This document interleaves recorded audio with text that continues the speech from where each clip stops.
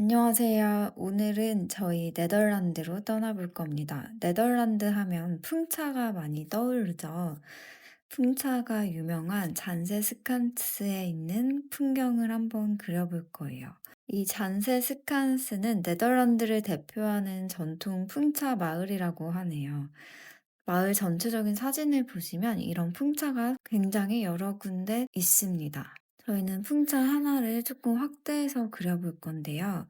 이런 건물들 위에 연결되는 형태가 있고, 거기 중심에 이렇게 풍차의 날개 부분이 달려 있죠. 안쪽에 이런 난간들도 있고요. 연결되는, 지탱되는 선들도 있고요. 앞에 강이랑 연결할 수 있는 선착장도 있는 것 같아요. 간단한 배의 형태도 단순화시켜서 그려보시면 좋고요. 조금 더 시간이 되시는 분들은 옆에 있는 건물들도 실루엣까지 같이 표현을 해볼게요. 그러면 마찬가지로 저희 들어갈 때 그리시는 종이에 풍차를 얼만큼 크기로 위치시킬 건지 거의 이만큼이 이 건물보다 크죠. 한쪽이 너무 작아지거나 한쪽이 너무 커지지 않도록 전체적인 비율을 대략적으로 나누고 들어가시면 좋을 것 같아요. 그러면 마찬가지로 제가 다시 종이에서 함께 그리면서 설명을 해드릴게요. 네, 저희 오늘 풍차 그려볼 건데요. 일단은 저는 가장 위에 이 날개 부분에 축이 되는 이 십자가 모양을 먼저 그리고 시작을 해볼게요. 중심을 먼저 찍어주시고, 거기를 기점으로 양쪽으로 선을 사용을 해볼게요. 길이는 나중에 조금씩 더 추가해 주시면 되니까 일단은 대략 각도만 먼저 체크를 해 주시고, 그다음 여기가 중심이 되어 있고 뒤쪽에 삼각형 기다란 원기둥처럼 생긴 축이 있습니다. 여기가 이렇게 달려 있고요. 뒤쪽에 옆으로 살짝 두께감도 보여요. 처음에 좀 헷갈리실 때는 손에 힘을 빼시고 위치만 정해 주신다는 느낌으로 대략 잡아 주시고, 또 난간 같은 게 있는 것 같아요. 이거 그려주실 때 난간만 보는 것보다 위에 그려주신 이 기둥과 이 난간이 생기면서 생기는 여백의 형태도 같이 봐주시면 그리기가 더 수월하실 것 같아요. 그래야 너무 한쪽이 커지거나 길어지는 걸 좀 방지할 수 있겠죠. 그러면 또 위에 기둥이랑 좀 더 맞춰서 아래까지 내려주시고, 중심에 여기 맞춰서 작은 직사각형, 그리고 삼각형 하나가 덧붙여져 있고요. 아래는 직사각형 길다란 형태를 이어주시면 될 것 같아요. 선착장도 대략만 잡아주세요. 먼저 큰 틀들 위주로 해주시고, 여기 작은 삼각형도 길다랗게 연결되고 있습니다. 대략 이렇게 잡아주시고 다시 풍차 위주로 작업을 해보겠습니다. 그러면 아까 저희가 임의로 선만 잡아놨던 부분에 조금씩 더 두께감을 주시면 될 것 같아요. 선으로 하셔도 되고 좀 어두운 부분이니까 이렇게 해칭을 잡으면서 진행을 하셔도 돼요. 여기와 여기가 거의 대칭이 될 수 있게 길이 그려주신 거에서 맞춰주시고, 여기가 너무 벌어지면 나중에 여기가 두꺼워 보이면서도 이런 길다란 느낌이 비율이 깨질 수 있어서 너무 커지지 않아도 될 것 같아요.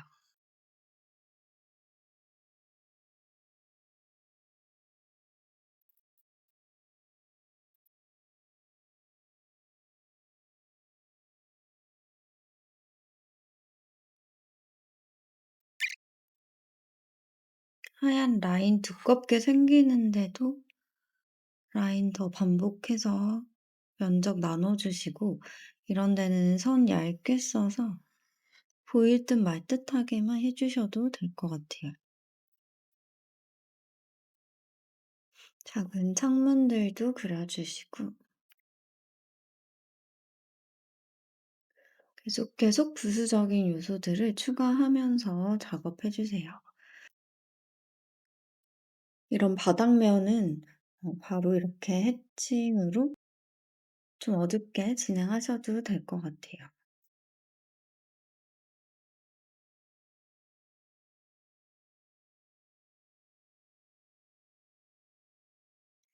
아랫면과 이 건물을 연결하는 이런 선들도 표현해 주시고요.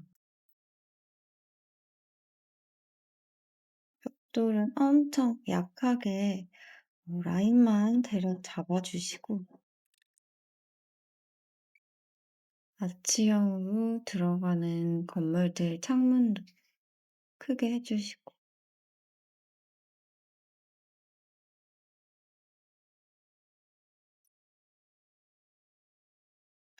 여기 또 반대쪽 맞춰서 그려 주시고, 틀 잡으셨으면 좀 어두운 부분은 안에 해칭으로 표현을 해 주세요.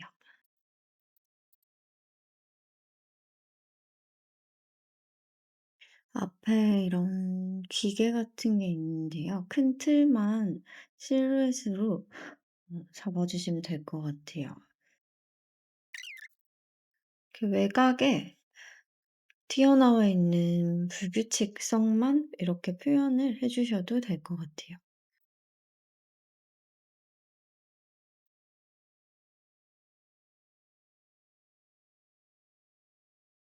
강물이랑 만나는 아래 지점도 조금 더 진하게 반복해 주시고, 외곽으로 올수록 수평으로 이 건물이 좀 비쳐 있는 부분은 다른 곳에 비해서 좀 더 해칭을 많이 반복해서 짝 어둡게 해 주세요. 이런 기둥하셔도 되고, 여기는 너무 가려지니까 이쪽에 기둥 선으로 어두운 부분들 표현을 해 주셔도 될 것 같아요. 홍차만 하셔도 되고, 시간이 조금 더 되시면 주변에 있는 물건들이나 건물들도 같이 한번 더 추가해 주세요. 먼저 박스 형태 그리고 그 위에 이런 선적인 요소들을 더 추가하시면 될 것 같아요. 흰색 면과 주황색 선을 그려주세요. 난간도 그려주시고. 이런 의자나 테이블은 너무 많기 때문에 굳이 하지 않으셔도 되고요. 이런 전등, 전봇대 느낌을 표현을 해 주시고, 뒤에 건물 같은 거 하실 수 있으면 좀 더 표현을 해 보세요. 또 실루엣으로 나무 형태들도 그려 주시고, 깔끔하게 풍차만 하고 싶으시면 풍차만 진행하셔도 전혀 상관없습니다. 이 건물의 실루엣을 같이 표현을 할 건데요. 이 풍차보다는 조금 더 작게 그려주세요. 높이가 그렇게 높지 않기 때문에 옆이랑 비교하시면서 그려주세요. 지붕에도 이런 선으로, 여기 다 세지 않으셔도 되죠, 저희. 이런 굴곡으로만 표현해 주셔도 충분합니다.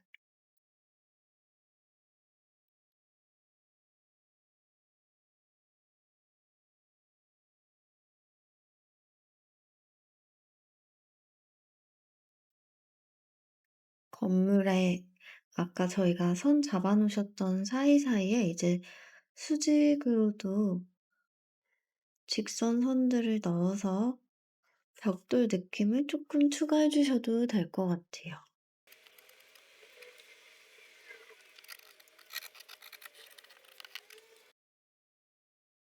여기 왼쪽 건물들도 실루엣만 표현해 주세요. 위에 지붕과 이런 벽면, 그리고 창문들의 느낌만 작업을 해 주세요. 굳이 앞에보다 너무 자세하게 표현하지 않으셔도 됩니다.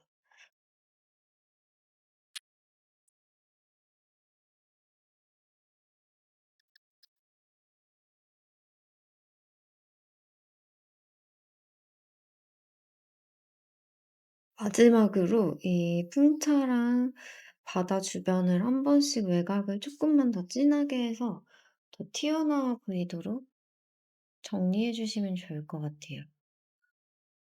선의 강약을 이용을 해서 멀리 있는 부분과 가까운 부분과 강조할 부분을 좀 더 표현을 해 주세요.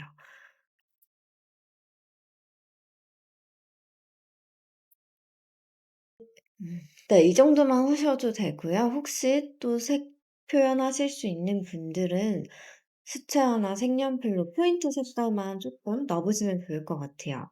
저도 오늘 풍차 위주로 한번 작업해 볼게요. 수채화를 이용을 해서 중심은 거의 네이비나 약간 푸른 계열의 어두운 색감을 작업을 해 보겠습니다. 그리고 색깔도 그대로 하지 않으셔도 되고 좀 어두운 부분도 조금 밝게 표현하셔도 되고 편하신 방법대로 조절해 주셔도 됩니다. 저는 기둥이 좀 어두우니까 살짝 진하게 표현을 할게요. 그리고 수채화니까 너무 다 가득 채운다는 느낌보다는 번지기를 이용을 해서 맑은 느낌을 표현을 하겠습니다.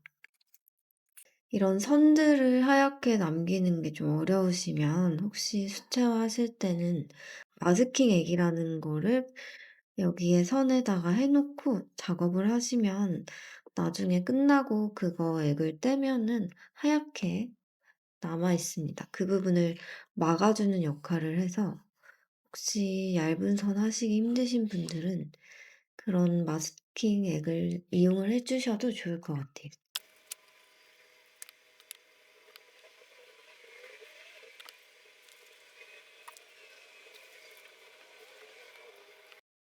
그다음 이 색감을 비슷하게 사용해서 요런 밑에 선반들도 표현을 해 볼게요.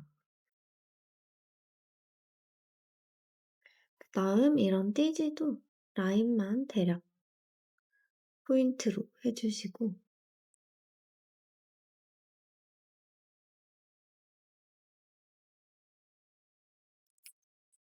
작은 터치들로 이 붉은 건물도 표현을 해 보겠습니다. 쭉 깔아 주셔도 되고 일부러 벽돌 표현처럼 터치를 짧게 짧게 해 보시는 거예요.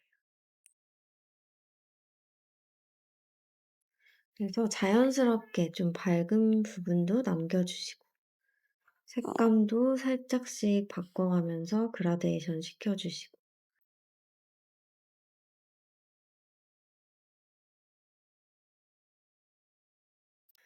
그다음 살짝 마르면 쪼끔 더 짙은 색으로 방금 하셨던 것처럼 벽돌 아랫부분에 그림자처럼 넣어 주시는 거예요. 번지기로만 하셔도 되고 중간중간 톤 차이를 주셔서 표현해 주셔도 됩니다.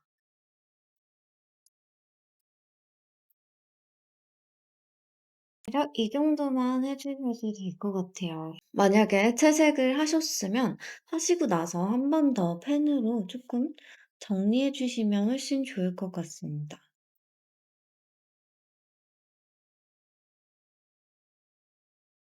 그러면 오늘도 하실 수 있는 만큼 편하게 작업해 보세요.